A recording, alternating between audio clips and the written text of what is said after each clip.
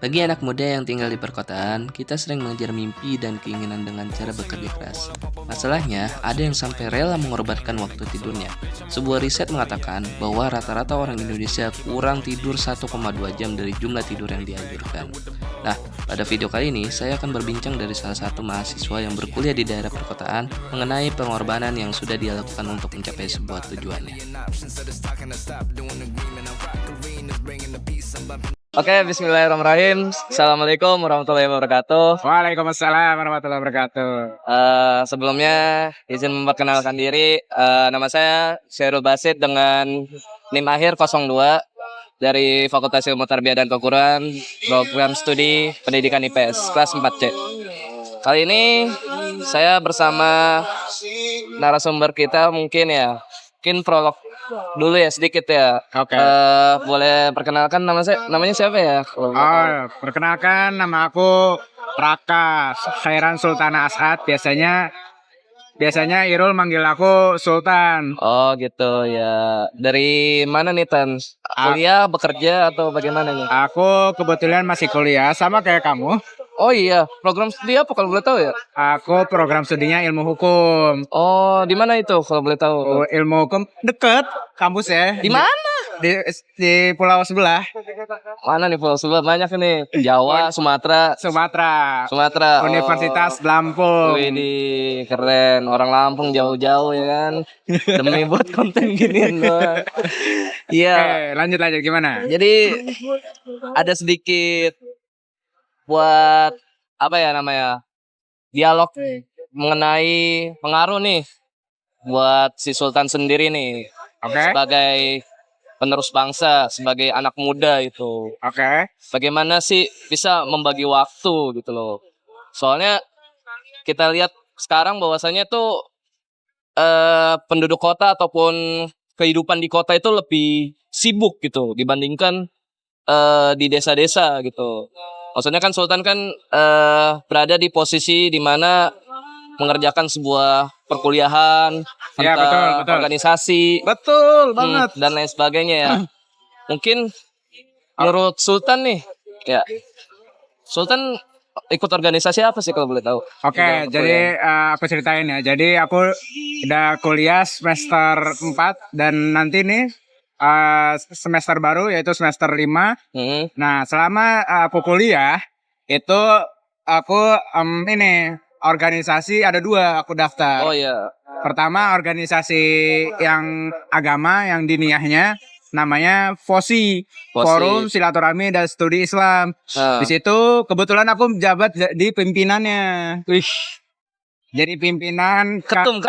Bukan. Oh bukan. Bukan ketum ya, pimpinan departemen, pimpinan Koor ya kayak divisinya lah. Oh, apa bagiannya? kepala departemen. Kepala departemen bagian media dan branding. Branding FOSI FH. Oh. Nah, bisa kalian lihat ya tuh, ada Instagramnya. Oke, siap. Nah, itu yang diniyahnya. Yang satu lagi ada namanya Koperasi Mahasiswa. Itu organisasinya tingkat UNIF. Internal. Tingkat kampus. Kalau FOSI tadi tingkatnya fakultas. Kalau yang UNIF tingkatnya kalau UNIF tingkatnya lebih besar kan berarti. Oke. Kayak Kopma tingkatnya UNIF. Nah, itu. Oh, berarti ada 2 organisasi yang Bang Sultan jalanin ini. Ya, kebetulan itu. Terus juga di Kopma aku cuman ya jadi staf ahli bagian Pumas. Oh gitu, oke. Gitu. Kalau boleh tahu nih Sultan, Ya. berapa jam gitu untuk menghabiskan dalam organisasi tersebut? Kan ada 2 organisasi nih. Nah, bagaimana yang kedua nih? Bagaimana cara membagi waktunya itu? Oke. Untuk pertanyaan tadi kan pertamanya membagi jamnya. Yeah. Itu kayak gimana? Jujur itu agak sulit ya untuk diketahui. Untuk dihitung juga sulit, Bang. Aduh. Gimana cara ngitungnya, Bang? Aduh, saya juga. Nah, gini, aku kasih gambaran aja. Karena aku di organisasi fakultas itu jadi pimpinan. Iya. Jadi bagian pimpinan. Yang dimana itu jadi kepala departemen bagian media dan branding. Ya otomatis aku lebih menghabiskan waktunya sana ke FOSI. Dibandingkan ke Kopma. Tapi Kopma pun nggak menutup kemungkinan aku juga bisa sibuk. Sibuknya kadang-kadang dia tuh kalau bikin acara itu gede banget. Bikin acara salah satunya ada terakhir itu tahun lalu itu acaranya luar biasa besar, acara bertingkat nasional namanya Jamkopnas, Jambore Koperasi Nasional. Oke. Itu adalah lomba-lomba yang bisa diikuti oleh anak-anak Kopma, anak-anak koperasi mahasiswa. Nah itu acaranya luar biasa besar. Terus juga kita sempat jalan-jalan ke Pulau Pahawang. Dan itu kan kita sebagai panitia. Nah aku waktu itu panitia bagian PDD. PDD itu bagian kayak dokumentasi, desain gitu-gitu. Nah kebetulan aku bagian mendokumentasi, bagian untuk nge-shoot mengabadikan momennya. Oke. Gitu. Kalau boleh tahu itu saya agak asing nih. FOSI itu apa ya? Iya, tadi Itu kalau singkatannya. FOSI itu adalah Forum Silaturahmi dan Studi Islam. Oh, baik. Nah, itu ya organisasi Islamnya di fakultas lah. Oh, jatuhnya kayak ini kalau di SMA itu jatuhnya kayak di SMA Toman itu kayak Rohis ya. Ya, Nah, betul. kalau di UIN kan ada namanya LDK ya, Lembaga Dakwah Nah, Kampus. itu lembaga dakwah kampus. Oh, Lembaga dakwah kampus ada lembaga dakwah fakultas. Kalau kampus ya namanya Birohmah kita. Di oke. Unila. Berarti ada dua nama ya. Oke, siap. Nah, boleh sih ceritain sedikit nih pengalaman lemburnya Mas Sultan gimana nih Oke, siap. dalam menjalankan sebuah organisasi, soalnya banyak nih kan kehidupan di di perkotaan tuh kan juga kadang sulit untuk membagi waktu ya. Oke. Apalagi di perkuliahan ini juga. Oke, jadi gini ya. Untuk apa tadi pertanyaan? Ya Pernah begadang gimana? Ya lemburnya Mas Sultan gimana nih? Lembur, jujur kayaknya kalau FOSI malah justru nggak lembur dibanding Kopma. Aneh kan? Padahal Kopma itu aku cuma jadi staff, tapi malah lebih lebih lembur dibandingkan FOSI. Oh gitu. Karena ya itu yang aku bilang tadi, Kopma ini adalah organisasi kampus, tingkatnya kampus ya, dan itu harus aku tanggung jawabnya lumayan besar untuk misalnya deadline-nya mepet-mepet. Terus video yang dibikin harus bagus gitu kan. Nah, kalau FOSI lebih ringan sedikit lah karena juga dia kan organisasi Islam yang dimana kalau misalkan udah lewat dari jam 10 itu aktivitas FOSI sudah diselesaikan gitu. Gitu makanya mungkin bisa lebih sibuk di Kopma karena FOSI juga ya itu ada jam aktifnya. Berarti selama lembur nih benar-benar dikejar deadline ini. Iya, terutama kalau misalnya acara-acara Kopma itu luar biasa emang. Nah itu bagaimana nih?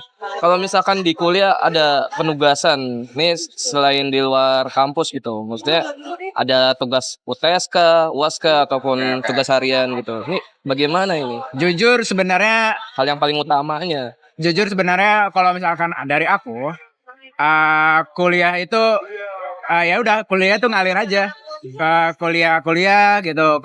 Tapi aku usahain emang tetap kuliah ya, nggak sampai kayak misalkan nggak masuk gitu kan. Oke. Walaupun aku misalnya lagi kayak sakit, tapi aku tetap usahakan untuk masuk karena ya udah bayar mahal-mahal bos. Boleh spill dikit kali ya. Berapa nih? Golongan paling atas lah pokoknya. Golongan paling atas di Fakultas Hukum Unila. Kalian cek aja di Google. Berarti setahu saya di hukum ya setara sama hukum UI kali ya mungkin. Nggak tahu deh hukum UI berapa. Ya seharga motor NMAX mungkin ya. Waduh. Boleh kalau misalnya ditotal-totalin. Nah itu kalau misalkan lembur-lemburan sih kalau di FOSI justru nggak, lebih ke Kopma. Oke. Mungkin pertanyaan selanjutnya kali ya Bang Sultan ya. Berapa sih jam rata-rata buat tidur gitu loh? Waduh, jam rata-rata buat tidur ya? Dalam kesibukan Bang Sultan sekarang gitu loh. Oke. Jadi selama waktu kuliah, aku udah di Lampung gitu kan. Di Lampung berarti aku udah kehidupan urusan aku yaitu kuliah, organisasi dan lain-lainnya. Untuk apa tadi jam tidur ya? Iya, jam tidurnya berapa jam gitu per harinya? Tentatif? Jujur tentatif. Oke. Tapi paling sering dan biasanya itu di atas jam 10. Oh iya, betul. Karena ya kita mahasiswa ya. Kayaknya nggak ada yang di bawah jam 10 gitu. Nggak tahu sih. Kalau mungkin yang rajin-rajin mungkin oke lah di bawah jam 10. Tapi kayaknya untuk aku yang misalkan ada tugas ngerjainnya itu mepet-mepet deadline. Wah, ini harus dihindari ya teman-teman ya. Jangan mengerjakan pas H-1. Itu jangan ditiru sebenarnya. Karena emang jujur lebih enak kerjain pas sudah diumumin nih PR-nya ini ya udah di hari itu atau enggak besoknya lah. Langsung dikerjain karena ya lumayan melegakan beban sebenarnya kalau gitu. Cuman ya rasa malas aja yang mau merajalela.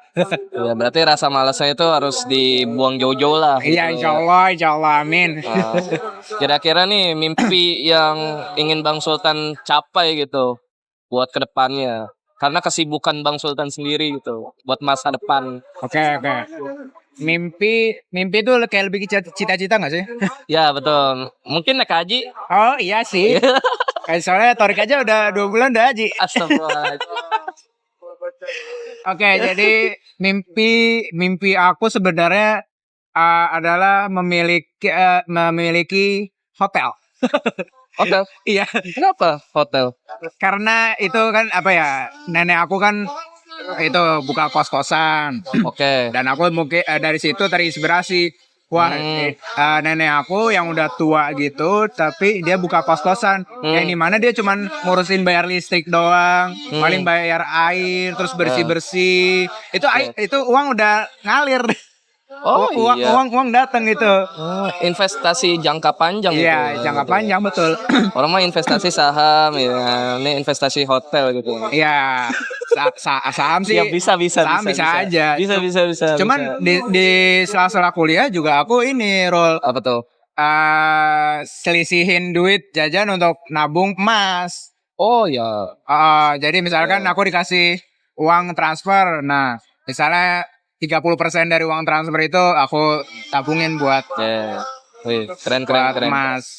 Wah, baik teman-teman nih patut ditiru ya kegiatan Sultan ya itu buat investasi jangka panjang itu lumayan banget karena benar-benar jauh beda waktu aku semester 1 Rol. Iya. Itu emas harganya 1 gramnya itu 800.000 waktu semester 1. Oh iya. Nah, sekarang per detik ini itu emas harganya 1 gram ya. Itu 1,3 1,4 deh. Emang segitu emang ya.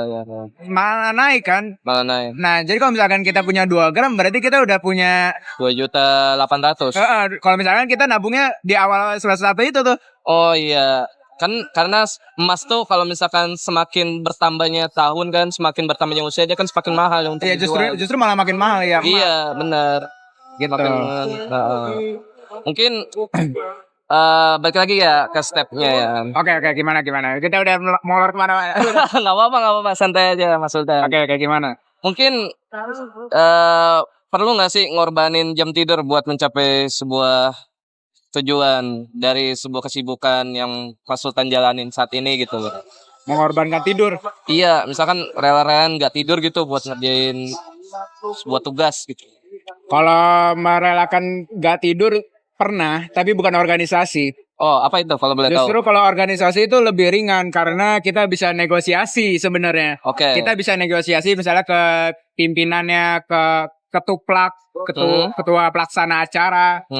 Kita bisa negosiasi kalau misalkan besok aja ya, soalnya aku mau tidur misalkan, udah ngantuk banget gitu kan. Nah, tapi kalau tugas kuliah pernah merelakan tidak tidur. Aduh. Mungkin hal yang lumrah ya teman-teman ya. Iya. Saya pun juga. Irul juga pernah ya? Iya. Namanya juga mahasiswa juga. Jadi waktu itu ya pernah dikasih tugas cuma ngeresum sih. Cuman resumnya 1 buku, Pak. 1 buku minimal 5 atau 10 lembar folio. Itu lumayan. Itu tulis tangan. Loh, tulis tangan sampai jam 3 pagi belum tidur. Akhirnya jam setengah 4 Aduh. ketiduran. Astagfirullahaladzim, ya Allah. Dan pada akhirnya selesai. Dan pada akhirnya alhamdulillah selesai. Oh. Dengan masuk kuliah tuh kayak geter-geter, kayak belum fokus gitu. Cuman aku tetap usahakan untuk tetap kuliah, untuk tetap ngerjain tugas. Jangan sampai ditinggalkan itu. Nah, terkadang yang Mas Sultan jalanin itu yang tadi Mas Sultan bilang kan, ngerjain tugas sampai larut malam. Nah, keesokan harinya itu Mas Sultan sendiri bisa fokus nggak untuk menjalankan sebuah kegiatan itu dalam kesibukan Mas Sultan itu sendiri? Nah, iya. Tadi kan aku udah sempat singgung ya. Jadi kalau misalkan aku kayak nggak tidur, merelakan tidur aku jadi nggak tidur gitu kan ya. Itu justru malah nggak fokus. Bahkan Ya, betul. bahkan badan aku gemeteran pengen tidur. Pernah kejadian. Pernah kejadian waktu ngerjain tugas sampai jam 3 itu. Kuliahnya jam 8. Kuliahnya jam 8. Oke. Nah, pas sudah biasanya kan aku baru siap-siapnya itu jam setengah 8. Jangan ditiru itu juga. baru siap-siapnya itu jam setengah 8. Nah, ya udah sampai kampusnya itu jam 8 teh. Nah, ya udah itu otak kayak nggak kayak pas jalan ke kelas aja tuh kayak Sempoyongan. Oleng. Tapi Mas Sultan sendiri ngekos itu di sana kan? Iya, Nah, itu ngekos. jarak antara kos sama kampus itu kira-kira menempuh jarak berapa jam atau berapa menit gitu? Kalau dari kosan ke kampus, aku naik sepeda. Itu naik sepeda jaraknya itu 2 kilo. 2 kilometer. Jadi ya kalau misalkan sekali mata kuliah, kalau misalkan udah sekali mata kuliah berarti 4 kilo. Kan 2 kilo berangkat, 2 kilo pulang. Itu. Waduh, saya nggak ngebayangin juga ya. Capeknya subhanallah itu. Tapi justru malah lebih cepat naik sepeda dibanding naik motor. Oh iya. Teman-teman aku yang naik motor pernah waktu itu sempat aku hitungin. Aku iseng ngitungin gitu yang motor sama aku naik sepeda. Lebih cepatan aku. Aneh kan? karena jarak parkir. Oke. Jarak parkir di kampusnya itu kampus sendiri. kalau naik motor itu lebih jauh dibanding sepeda. Tapi ya gitu. Pas udah nyampe kampus kalau misalkan kurang tidur ya gitu. Agak sepoyongan, oleng jalannya. Aduh. Gitu. Ngeri juga ya, maksudnya gimana kegiatan Mas Sultan sendiri tuh, wah, udah dikejar deadline, terus pergi kampus, Tapi dibawa enjoy aja. Bawa enjoy aja. Dibawa enjoy, keep smile, senyum. Iya sih, benar. Karena kalau misalkan kita dibawa pikiran, capek, malah makin stres. Udah capek fisik, terus capek batin juga. Iya. Itu ya. Iya, malah double udah. Double itu. Nah, mungkin menurut Mas Sultan sini work balance gitu di dalam kehidupan Mas Sultan terhadap pekerjaan Mas Sultan tuh, yang kegiatan organisasi, kegiatan perkuliahan, itu balance nggak sama realistis sekarang? Gimana tuh contohnya? Aku nggak tahu deh. Ya misalkan nih kita tuh bandingin nih balance nih, maksudnya antara pekerjaan kuliah sama pekerjaan organisasi gitu. Nih balance nggak nih dalam kehidupan realistis gitu? Dalam kehidupan realistis. Dibandingkan itu kuliah dengan organisasi ya? Iya. Jujur enggak. Jujur kurang balance. Lebih berat ke kuliah justru. Lebih berat ke kuliah karena sebenarnya plus minus juga kalau kita ikut organisasi. Tergantung juga organisasi yang diikutin. Kalau misalkan organisasi yang diikutin itu selinier dengan dengan jurusan yang kita tempuh. Iya. Mungkin itu balance. Jadi balance. Nah, kalau aku jurusan ilmu hukum, tapi organisasinya FOSI. FOSI-nya itu jadi pimpinan kepala departemen media branding. Oke. Terus di Kopma jadi staf ahli humas. Itu sangat beda lah. Beda, nggak selinier dengan jurusan aku. Cuman ya gitu. Kadang-kadang juga kuliahnya ikut terganggu, tapi aku mengusahakan sebaik mungkin lebih diutamakan, prioritaskan kuliah, karena ya tujuan aku di Lampung itu ya kuliah. Oke, tujuannya itu kuliah ya teman-teman ya. Terus Iya. yang kedua mencari pengalaman yang sebanyak-banyaknya gitu mungkin. Iya, betul. Itu perlu nggak sih? Jadi gini, kalau organisasi itu, kalau yang aku ibaratkan itu ibarat kayak tempat magang lah, tempat magang atau tempat belajar selain kuliah. Karena kita bisa mempelajari lebih dari sekedar kuliah. Sekedar kuliah, misalkan kita misalkan aku kan bagian media. Jadi aku misalnya tahu media, kalau media di organisasi Islam itu kayak gimana sih, di badan yang Islam, di organisasi yang Islam itu gimana, harus ada hadis-hadis, ayat-ayat Al-Qur'an. Gitu. Kalau misalnya di Kopma juga harus ada unsur-unsur koperasi gitu kan. Koperasi. Mungkin yang tadi Mas Sultan bilang bahwasanya yang nggak ada ilmu di perkuliahan itu adalah di ilmu di organisasi itu justru sendiri. malah ada. Lebih luas gitu lah ya. Bisa lebih memperluas lagi. Oke.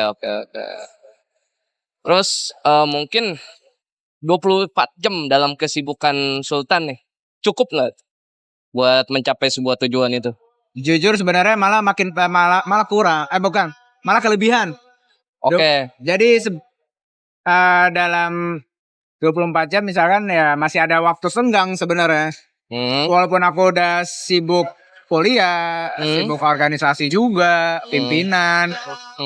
Itu masih ada sela-sela kosong waktu yang misalnya aku masih bisa pakai buat misalnya main game. main PUBG. Main PUBG terus sibuk sendiri tuh. Ya itu kan merefresh. Refreshing murah lah ibaratnya. Kita walaupun main PUBG juga kadang-kadang kesel juga. Kok kalah. Ya, mungkin ada maksud tersendiri untuk merelaksasikan diri dari. Ya, betul. Apa ya? Dari bukan hambatan sih, lebih tepatnya lebih dari tekanan gitu loh ya. Tekanan dari organisasi, keperkuliahan. Mungkin bonus dari kegiatan sehari itu mungkin dari main game mungkin ya Tan ya. Terus atau enggak healing kemana gitu. Malah justru aku masih bisa keliling-keliling. Aku pernah ke Danau Ranau, pernah ke Palembang, naik motor lagi. Ada dari kesibukan aku itu masih ada waktu untuk misalnya ya healing segala macam. Cuman ya tinggal kitanya aja mau mengatur waktunya itu kayak gimana. Oke. Mungkin terakhir nih ya Bang Sultan, Mas Sultan. Gimana sepatah dua katanya Mas Sultan nih terkait kesibukan keseharian untuk menempuh sebuah tujuan yang akan dicapai gitu loh. Baik dari mahasiswa sendiri ataupun pekerja yang berada di luar sana. Mungkin dijawab langsung Bang Sultan. Untuk dari aku ada banyak sih sebenarnya. Bukan satu atau dua kali, bisa lebih banyak. Jadi kayak gini. Prof SKS ini. SKS. Jadi gini, kalau menurut aku inisiatif untuk menanya itu lebih penting. Menanyakan sesuatu hal yang kita mau itu lebih penting. Karena kita nggak bisa, misalkan kita mau sholat nih, mau sholat nggak bisa kita tiba-tiba di depan kita ada masjid, ada musola, nggak bisa. Pasti kita harus misalnya nanya ke orang, misalnya masjidnya di mana, musolanya di mana. Begitu pula dengan yang lain-lainnya, misalkan di organisasi. Ada organisasi, misalkan aku sakit nih. Aku sakit. Nah, aku harus bilang misalnya ke pimpinan aku, kalau aku lagi sakit, aku belum bisa aktif dalam organisasi, boleh tolong digantikan nggak gitu. Nah, kalau ya itu yang penting, karena kalau misalkan nggak aku komunikasikan, aku malah cuek, malah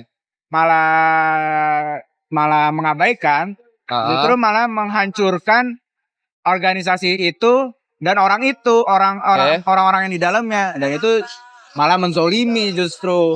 Wah, zolimul nafsi nih. Iya, zolimul nafsi. Betul banget. Nah, itu mungkin dari aku untuk sepatah dua kata. Apa? Sepatah Ya. dua patah. Jangan patah dong, sepatah dua kata gitu. Oh, Tapi sepatah ini dua bukan kata. sepatah dua kata nih, sepatah 10 kata ini. Lebih kayak semua. Tadi kan udah membagi apa ya, sepatah dua kata, mungkin tadi Sepatah 10 kata. 10 kata kali ya, itu ya udah lebih kali itu ya. Nah mungkin boleh nih teman-teman nih, kita pengen banget dengerin Mas Sultan gimana sih tips and triknya gitu dalam menghadapi kesibukan itu sendiri. Apalagi kan realistisnya itu kita hidup di sebuah perkotaan gitu, dimana perkotaan itu sangatlah sibuk dalam hal sebuah pekerjaannya, dalam hal sebuah kegiatan apapun itu. Nah, gimana cara membagi waktu kesibukan itu sendiri? Nah, kalau dari aku sebenarnya misalnya udah ada sibuk nih, misalnya sibuk ngurus ini, ngurus A, ngurus B, ngurus C. Ah, Nah, kita ini dulu survei waktu dulu nih. Misalkan urusan A, misalkan kita harus ke tempat ini. oke. Nah, kita pelajari dulu jalannya kayak gimana, segala macam. Itu kan lumayan memakan waktu ya. Nah, kita survei dulu sebelumnya biar urusan yang A nggak hilang dan urusan B nggak terganggu. Oke. Gitu. Berarti kegiatannya itu kita ngerjain dulu nih satu pekerjaan, kita harus fokus dulu nih, tapi jangan kemana-mana gitu. Iya, ya mengerjakannya. itu juga bisa. Oke. Itu juga bisa. Nah, tapi alangkah lebih baiknya ya itu yang tadi aku bilang. Di survei dulu kalau misalkan ada yang misalnya udah terlalu mepet dengan deadline, Oke. dengan waktu yang sudah ditentukan. Oke. Ya udah berarti kita prioritaskan yang itu dulu sambil jangan lupakan yang urusan-urusan yang lain kita komunikasikan ke orang-orang yang di situ. Misalkan bisa kita bisa kita komunikasikan, kita ganti peran. Tolong gantiin gua dong gitu kan. Gua lagi ada urusan ini, tapi nanti kalau misalkan gua udah selesai urusan ini, gua kabari nanti gua ke sana gitu kan. Oh, berarti kita main perannya itu role playing gitu. Iya. Ya, bisa. Aku pernah kayak gitu. Jadi Gimana? Boleh? cerita lagi deh, boleh? Ya, nggak apa-apa.